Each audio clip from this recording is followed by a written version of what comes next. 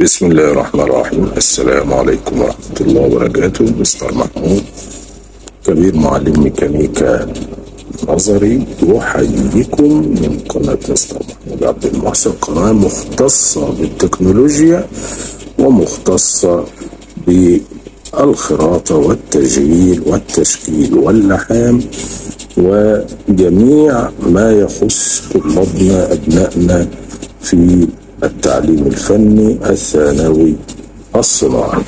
معانا دلوقتي شيء عجيب جميل رهيب مفيد، ازاي يعمل مقلمة واخدة دوران بحيث ان لما يحرك المقلمة تديله الشغل الكروي اللي موجود على الشغلانة اللي هو عايزها، اللي احنا شايفينها بتتصنع دلوقتي.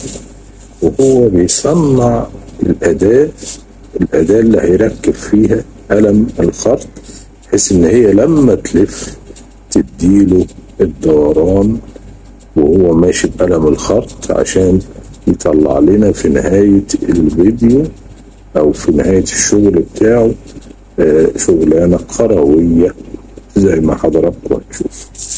نتابع مع بعض كده والفيديو شغال. وحاجة إن في الجمال والفن أجمل شيء إن البني آدم يحب الحاجة اللي هو بيشتغلها.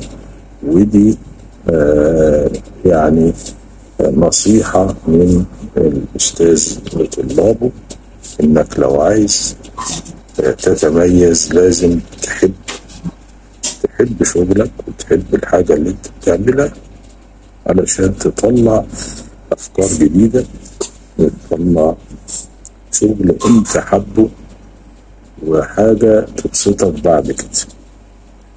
متابعين مع بعض اهو الشغل. راجل فنان بيحب شغله.